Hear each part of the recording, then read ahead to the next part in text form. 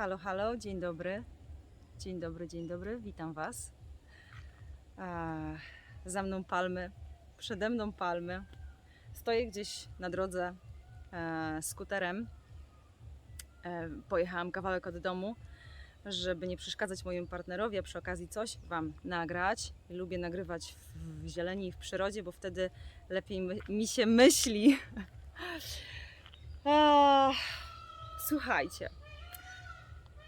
Wow, i te dźwięki. Mam nadzieję, że je polubicie. Kochani, dzisiaj tak do Was przychodzę z takim tematem odnośnie tego, żeby marzyć. Ale tu nie chodzi tylko o marzenia, ale o to, żeby wybierać w życiu to, czego naprawdę chcecie i z czym, jak byście chcieli żyć. Jak byście chcieli wstawać rano, o której, w jaki sposób chcielibyście spędzać czas, gdzie chcielibyście pracować, a może co chcielibyście robić, żeby to nie było pracą, a było połączeniem z waszym ciałem, z waszym duchem, z tym, co wam sprawia po prostu radość i nie czujecie, że to jest jakaś praca, a wręcz pasja, życie, dobro, wszystko to, co nakręca Was, powoduje jakieś wypieki, powoduje, że czas, kiedy robicie te rzeczy, po prostu znika, nie istnieje. No właśnie. I przy okazji chciałabym powiedzieć, jak rzeczy, które przychodzą do naszego życia, są właśnie wcześniej w naszym umyśle i w tym, czego chcemy. Słuchajcie, bo na przykład to, gdzie teraz jestem, kilka lat temu było takim moim wewnętrznym pragnieniem, chęcią. Ja pamiętam, jak bardzo tego chciałam. Ja byłam wtedy singlem, podróżowałam również po świecie, ale pracowałam ciężko, żeby zarobić pieniądze. Pracowałam w różnych hotelach, sprzątałam, gotowałam, robiłam różne rzeczy, żeby zarobić te pieniądze i żeby móc pojechać chociaż na 2 tygodnie gdzieś, a nawet zdarzyło mi się na miesiąc właśnie do Azji. Ale kiedyś miałam takie marzenie, taką chęć,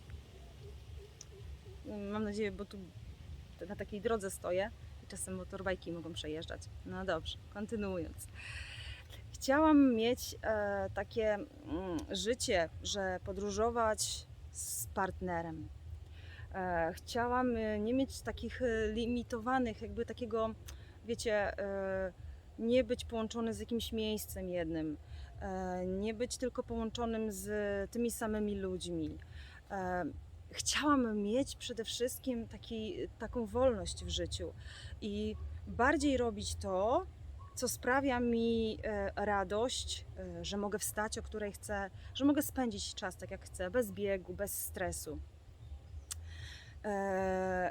Ale przede wszystkim właśnie mieć taką też drugą osobę, bo na tej relacji mi też w jakiś sposób zależało, żeby mieć taką drugą osobę, z którą mogę podzielać poniekąd te moje takie, może nie wiem, pasje, może styl życia też, może jakby, żeby ta osoba też połączyła się w jakiś sposób i chciała ze mną spędzać ten czas gdzieś w innym miejscu, w innej kulturze. I chcę też powiedzieć, że kiedy o tym sobie myślałam, ja kompletnie jakby nie byłam tego świadoma, że to może przyjść do mojego życia, że to może się ziścić. Z każdą podróżą, na przykład do Azji, wiedziałam, że tutaj jest coś, czego chciałam, czego jeszcze chciałam więcej poznawać, więcej doświadczać. Natomiast 2 tygodnie to było za mało. Miesiąc, pamiętam moją drugą podróż, miałam już dość po miesiącu, z tego względu, że to był bardzo intensywny czas. I kiedy wróciłam drugim razem, to kiedy myślałam sobie o takim życiu, to sobie chciałam pojechać do Azji, ale mieszkać i żyć spokojnie, bez stresu, nie martwić się, że już muszę za tydzień wracać, bo szef, bo ktoś tam. i być bardziej wolna w tym wszystkim, być bardziej taka lekka. I muszę Wam powiedzieć, że to znaczy ja wierzyłam, że tak będzie, natomiast jakby nie czekałam na to. Nie czekałam na to, bo nie do końca też jakby chciałam się przyklejać do tego obrazu, bo gdyby on się nie zrealizował, to nie chciałam czuć tego rozczarowania i tego takiego smutku wewnętrznego. Więc zostawiłam to kompletnie i robiłam swoje w życiu, dalej rozwijałam siebie. I za każdym razem, kiedy z czymś było mi ciężko, kiedy pracowałam po te kilkanaście godzin, były takie dni, tygodnie, że pracowałam bez przerwy, po 15 godzin, ale wciąż jakby w tym czasie, kiedy miałam obraz tego życia, to inwestowałam w siebie, żeby siebie bardziej gdzieś tam rozwijać i wzmacniać na tyle, że któregoś dnia, kiedy zdecyduję, że zostawię pracę, jakiś etat, że trochę może i nawet z lęku wejdę w tą lekkość życia, to to po prostu to się pojawi, to po prostu będzie i tyle. No i minęło tam kilka lat tak naprawdę, kiedy ja miałam ten obraz, kiedy jest teraz versus ta rzeczywistość moja. I muszę Wam powiedzieć, że to jest takie bardzo naturalne. To jest tak, że weszłam w to tak, jakby to była część mojego życia i doświadczeń.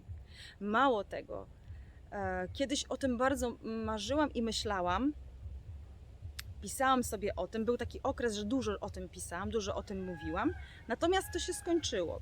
Później ja zostawiłam to i robiłam swoje rzeczy, tak jak wspomniałam. Natomiast kiedy to zaczęło się pomału pojawiać, czyli na przykład taka podróż, takie mieszkanie sobie tutaj, w takim raczej, no, bym powiedziała, z takim luzem, z taką lekkością, bez stresu, w tym połączeniu tej obfitości, którą dostałam, którą mam, w której jestem, to jakby to jest właśnie dla mnie takie naturalne i takie ludzkie i takie normalne, nie? Ale do tego ta droga była długa i monotonna i bardzo trudna i często z różnymi doświadczeniami, właśnie z lękiem, żeby coś zostawić, żeby czemuś się poddać nowemu, żeby coś odpuścić, żeby coś zaakceptować. I muszę Wam powiedzieć, że w momencie, kiedy właśnie kompletnie ja o tym zapomniałam, to zaczęło się pojawiać w moim życiu małymi krokami. I co jakiś czas wychodziło z moich myśli i za chwilę wracało. Wychodziło i wracało. I kiedy przyszła taka decyzja, że chcę jechać, pomieszkać, zobaczyć jak to jest, czy ja się w tym odnajduję, czy ja chcę tak żyć, czy mi się tak podoba, czy ja się w tym wszystkim odnajdę. I wiecie co, kiedy przyszła już ta decyzja, to bardzo się trochę bałam jej i upierałam się trochę temu i miałam mnóstwo takich, że chcę tego, że chcę tak, zwłaszcza w relacji, nie? Ja chciałam jakieś takie mieć moje własne warunki, na jakich chcę jechać. I no, z lęku oczywiście, nie? Czyli gdzie chcę mieszkać, w jakich miejscach, żebym się czuła komfortowo, żebym czuła się dobrze, żebym czuła spokój, ciszę, żebym mogła kreować, nagrywać i to wszystko. I miałam mnóstwo oczekiwań, ale kompletnie czasem nawet wręcz z tego lęku to były takie dni, że jak już zaplanowaliśmy to nawet nie bardzo mi się chciało jechać, bo tak polubiłam to miejsce, w którym jestem, czyli Zakopane, śnieg, który mnie otacza, zima, morsowanie, trudny klimat czasem, długie noce, krótkie dnie. Ja po prostu weszłam w to i to za wszystko zaakceptowałam. Ja tak to polubiłam, że mówię, po co mi to słońce, po co mi te palmy, co ja tu będę robić, nie? Ale ostatecznie przyjechałam, jestem i jakby doświadczam tego wszystkiego, co sobie spisywałam kiedyś, te wszystkie moje marzenia i to jakbym chciała żyć. I to cały czas gdzieś w tej mojej głowie się kręciło, nie? Ten obraz tych palm, takich owoców, ciepła, plaży, bo lubię to wszystko i chcę tego doświadczyć, przynajmniej teraz w moim życiu. Oczyścić się i emocjonalnie, oczyścić moje ciało, właśnie jeszcze bardziej wejść w te owoce, w te warzywa, trochę w inną kulturę, trochę się otworzyć na siebie, przede wszystkim zaakceptować siebie i ta podróż mi to wszystko daje. Czyli oprócz tej podróży, którą sobie zaplanowałam i o której marzyłam, jeszcze do tego mam możliwość popracować ze sobą wewnętrznie, otworzyć swoje serce bardziej, pokochać siebie, bo zauważyłam po przyjeździe tutaj, że ja kompletnie nie ufam sobie, nie wierzę i nie mam tej pewności siebie, jaką chciałabym mieć. A wydawało mi się kompletnie zupełnie inaczej, że ja jednak to mam, a okazuje się, że jeszcze wiele pracy przede mną. Pan sobie tutaj spaceruje. Nie chciałam przy Panu rozmawiać. Zatem z tym właśnie z tą wizją tego mieszkania i życia przyszło oczyszczenie jeszcze dodatkowo jakieś emocjonalne, przyszła jakaś wewnętrzna praca ze sobą, uwalnianie tych wszystkich lęków, zaakceptowanie życia po prostu tak jak ono płynie, nawet z moimi warunkami. Jak nawet mam te warunki, pomimo tego, że ja mam te warunki, to nie zawsze tak jest, jak ja chcę. I przychodzą te wszystkie różne rzeczy. I mało tego, to mnie uzdrawia, to mnie oczyszcza, to mnie uwalnia. I środowisko, które jest, to nie jest tylko środowisko lokalsów, ale również różnych turystów. I zauważyłam, że z turystami, z ludźmi, z którymi na przykład niektórych nacji nie bardzo toleruję, to zaczynam się pomału otwierać. I to jest niesamowite, że nawet nie wiedziałam, że ja mam coś w sobie takiego, że nie akceptuję czegoś w drugim człowieku, czegoś nie lubię. Sama nie wiem czego, ale to, że tego nie lubię, to się pojawia w moim życiu i ja się coraz bardziej otwieram. Wracając do tematu, właśnie jak do tego wszystkiego doszłam, nie? Słuchajcie, małymi krokami, w momencie, kiedy były te trudne dni, to ja inwestowałam w siebie ten mój czas. Czyli czytałam książki, oglądałam video, cały czas karmiłam mój umysł obrazami, jakie spotykałam w drugim człowieku na przykład, nie? Jeśli ktoś tam żył gdzieś na jakiejś wyspie, albo ktoś żył, wieje, albo ktoś żył na przykład w miejscach gdzieś na oceanie, na przykład mieszkają ludzie na łodzi, na jakimś katamaranie, podróżują po świecie i mieszkają w takich warunkach naturalnych, blisko wody, palm, świeżych owoców. I ja też zawsze myślałam sobie o tym, że ja też bym tak chciała, ale wiedziałam, że praca, która w zamkniętym pomieszczeniu, gdzie pracowałam tak do 30 roku życia, od 16 tak naprawdę, więc ja wiedziałam, że to wymaga zmiany z jakiejś nie tylko mentalnej, ale też myślę w jakiś sposób swojego stylu życia, to co robię, w coś zainwestować innego, żeby to po prostu się ziściło. I powiem Wam tak szczerze, że tak naprawdę kiedy rzuciłam jakby etat i powiedziałam, że na razie nie chcę i chcę zainwestować w siebie czas, przede wszystkim swój taki rozwój duchowy i emocjonalny, bo od tego się wszystko zaczyna. Jak my ze sobą tutaj popracujemy wewnętrznie, to wtedy wszystko się otwiera jakby na zewnątrz, nie? Czyli jeśli chciałam być wolna, to musiałam uwolnić pewne blokady, zrozumieć pewne rzeczy, pewne przekonania. Ja je ciągle mam. To nie jest tak, że ja już je wszystkie uwolniłam i wow, tadam, jestem. Nie, ja się z tym wszystkim też i tutaj spotykam i borykam, bo cały czas się rozwijam jak każdy inny człowiek. Natomiast do tego momentu kiedy rzuciłam ten etat, a tymczasem, kiedy po prostu zaczęłam inwestować w siebie swój czas, swoją kreatywność, oddawać na coś innego, choćby na przykład na ten kanał na YouTubie, to ta droga do tego była właśnie taka, nie?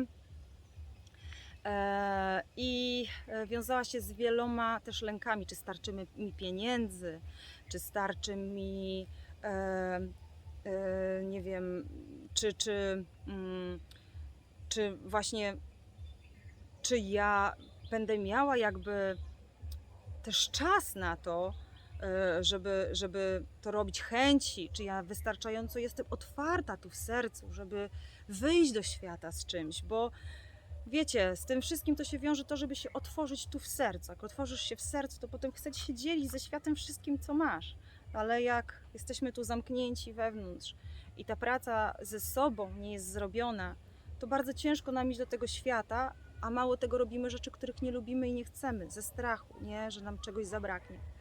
Więc jak rzuciłam ten etat, to słuchajcie, przez pierwszy rok to oczywiście rzuciłam ten etat i zaczęłam żyć tylko z oszczędności moich. Żyłam bardzo skromnie. Ale wiecie, skromnie to w taki sposób, że ja sobie nie to, że żałowałam na jakieś rzeczy typu jedzenie, które ja jem, które daje mi zdrowie. Nie, bo cały czas wydawałam te pieniądze na przykład na owoce, warzywa, jakieś tam różne rzeczy, na zdrowe rzeczy, ale na przykład odpuszczałam sobie jakieś bardzo drogie wyjazdy. Liczyłam te pieniądze w taki sposób, żeby jednak żyć skromnie za te oszczędności i by móc się wciąż rozwijać ze sobą i poświęcić kompletnie ten czas tylko sobie. I pierwszy rok to było bardzo dużo lęków. Wstawałam rano i miałam taki ból serca, że skończyły mi się pieniądze i nie będę miała za co opłacić rachunku. I co wtedy zrobię? I zaczęłam sobie troszkę mentalnie racjonalizować. Okej, jest mnóstwo prac, do których mogę pójść już teraz. Tylko co z tego, że ja bym poszła już teraz znowu do jakiejkolwiek pracy i znowu się w jakiś sposób pogrążała w tym miejscu, męczyła się fizycznie, psychicznie. Ale ja jakby też wewnątrz powiedziałam sobie dość. Jak będę musiała, to pójdę, ale póki nie muszę, to poświęcę się sobie, poświęcę czas na sobie, na swoją wewnętrzną pracę. I uwalniałam z tymi emocjami, które przychodziły każdego dnia. Zabraknie mi pieniędzy, mój mózg ciągle mówił, weź coś zrób i zacznij coś działać, ale ja na siłę tego nie robiłam, jakby nie, tylko odpuszczałam. Okej, mam tak, jestem w tym. I byłam w tym lęku, i byłam w tym strachu, że jutro nie będę miała za co zapłacić. Bałam się tego, ale wciąż inwestowałam w siebie czas. I wyobraźcie sobie, że teraz jest ponad 1,5 roku, kiedy nie pracuję na etacie i muszę przyznać, że tych lęków już nie mam. Mało tego, po roku niecałym, po pół roku, kiedy te pieniądze zaczęłam liczyć, kiedy zobaczyłam, że jak sama będę musiała mieszkać w tym miejscu, w którym jestem, to trochę będzie mi trudno na przykład utrzymać dom, utrzymać siebie. I wtedy poznałam mojego partnera i razem było nam po prostu łatwiej.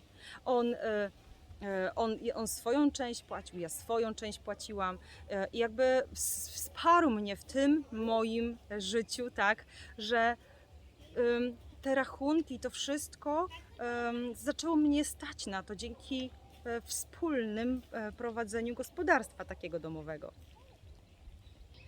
Zatem właśnie przyszła jakby taka pomoc ze wszechświata, właśnie znikąd.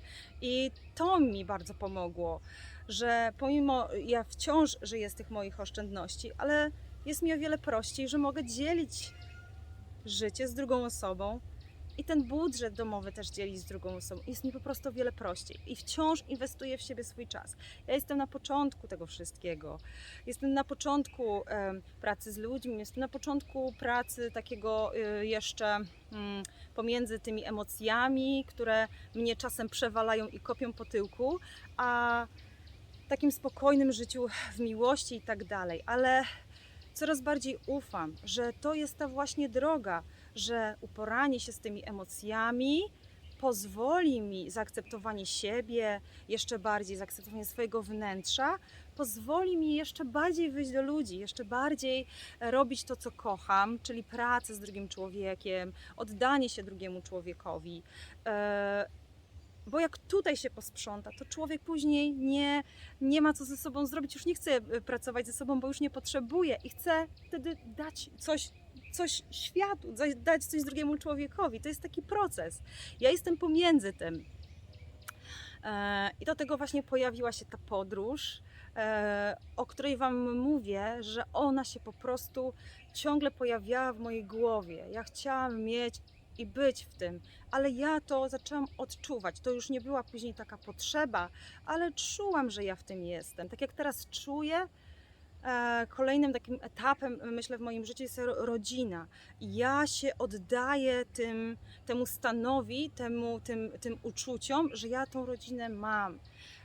Ja widzę siebie trzymającą dziecko, widzę siebie, kiedy spędzamy wspólnie czas, kiedy jemy zdrowo, na przykład posiłki zrobione z warzyw, owoców, kiedy jest gdzieś ciepło, kiedy mam przyrodę wokół, kiedy mogę być blisko świeżego powietrza i natury, ja się z tym wszystkim łączę.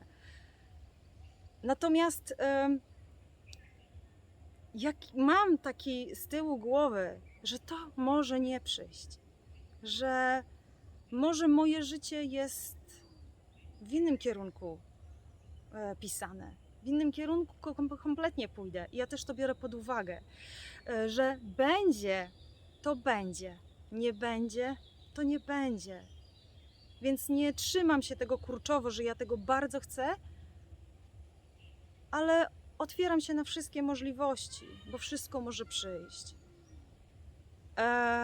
A jak będzie, to może się przekonam i Wy też za jakiś czas. Zatem i dzisiaj natrafiłam na taki materiał. Dziewczyna mnie zainspirowała właśnie do tego, żeby wypisać sobie swoje własne takie marzenia, jakbyśmy chcieli, nawet jak w nie nie wierzymy, wypisać sobie to na kartce. Dlaczego?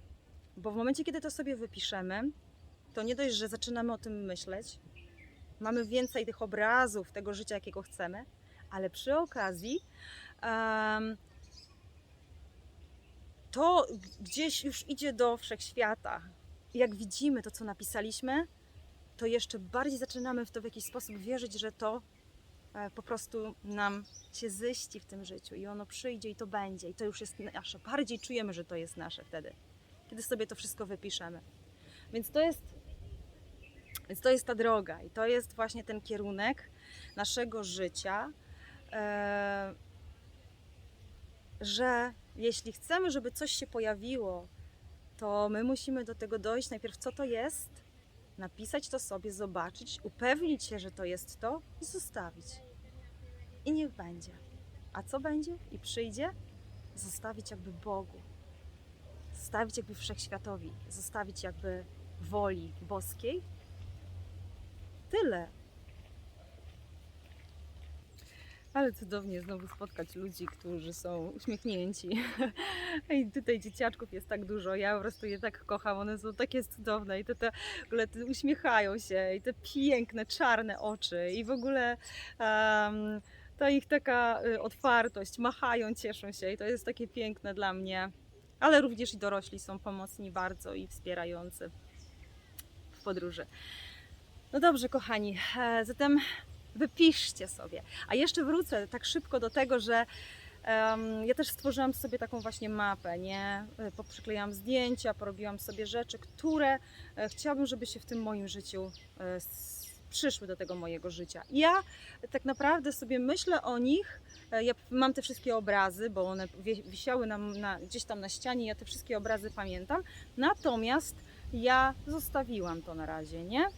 I na razie tego nie dotykam, na razie tego nie ruszam i niech to sobie będzie, co będzie, to będzie. Ja wiem, że ja do tego wszystkiego, do tego całego etapu, do tego wszystkiego, co bym chciała mieć, przede wszystkim to ja muszę poznać siebie, dorosnąć do tego, żeby to mieć, bo żebym ja potrafiła się z tego cieszyć, żebym ja potrafiła zobaczyć, jakie to jest fajne i wyjątkowe, jakie to jest piękne i że to przyszło do mojego życia.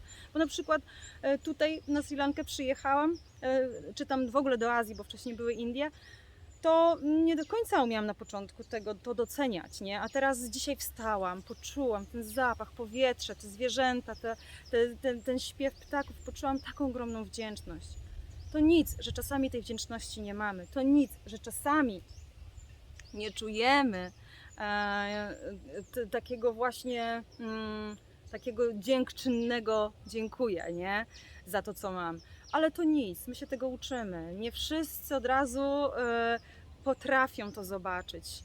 Do tego też trzeba dojrzeć. Tak jak do wszystkiego, nie? Czyli do fajnego życia, takiego fajnego w sensie, że mojego własnego, takiego jakiego ja chcę, bo można być szczęśliwym w mroźnym środowisku, w którym ja byłam i mieszkałam. Można być szczęśliwym w miejscu, gdzie jest ciepło, gdzie są palmy i kokosy i owoce, ale też nie każdy może to lubić, bo ten klimat jest też taki, jaki jest, też bywa ciężko, też bywa, na przykład borykam się ostatnio zobaczcie, poparzyłam się rurą, trochę się goi, ale się tak babra i tak boli i to też nie jest takie przyjemne do końca, no ale to jest też częścią naszej podróży, nie? I te wszystkie emocje, które wypływają, i środowisko, niektóre tego, co wspomniałam, też nie zawsze mogę zaakceptować i nie zawsze lubię, ale ja myślę, że to jest wszystko potrzebne do wzrostu, do rozwoju, do uwolnienia, do zmiany siebie, do akceptacji, przyjmowania życia takim, jakim jest, do ukochania drugiego człowieka. Otwieram się też na te trudne emocje. Wypisuję sobie dalej, żeby to manifestować. Najważniejsze jest to, słuchajcie, żeby też nie przerywać, nie? Tej swojej praktyki z ciałem, z uwalnianiem, z emocjami, żeby jednak gdzieś zawsze znaleźć czas na to, czego i cały czas się upewniać dalej, czego chcę, czy ja wciąż tego chcę, jak ja się dzisiaj czuję i czy się czujesz dobrze, czy źle, to bądź ze sobą za każdym razem. Nie masz czasu pracować, nie chcesz pracować ze sobą, czujesz się emocjonalnie, zostaw to. I tym oto sposobem dojdziesz do jakiegoś tam życia, którego chcesz. I skupić się warto na tej drodze. To jest bardzo ważne. Na drodze. I na tym procesie przemiany tu i teraz, nie jutro. Nie jaka będę za 5 lat, bo nie wiemy jaka będę. Ale tu już wiem jaka jestem i jaka chcę być. I dążyć do tego, nie? Wewnętrznie. I czuć to jeszcze bardziej. I znajdować to dobro, to piękno w sobie już teraz, nie? No ja się tego uczę. Życzę też, kochani, Wam. Taki ostateczny mój obraz i krok jest taki, żeby połączyć się właśnie z naturą, ze wszechświatem, połączyć się na poziomie serca, ducha i ciała, żeby to wszystko płynęło ze mną, żebym płynęła z życiem, czy w monotonii i w codzienności szarej, burej często, czy w łatwej, czy w trudnej, ale z życiem, takim jakie ono jest. Tyle. Pozdrawiam cieplutko, kochani. Subskrybujcie mój kanał. Pozdrawiam ze Sri Lanki. Zostawiam linki pod spodem, jeśli macie ochotę wesprzeć mój kanał. Można wesprzeć mnie również finansowo. Zapraszam też na sesję. Jeśli macie ochotę popracować z jakimś tematem, jestem dostępna online. Tyle. Kochani, pozdrawiam. Buziaki, trzymajcie się. Hej!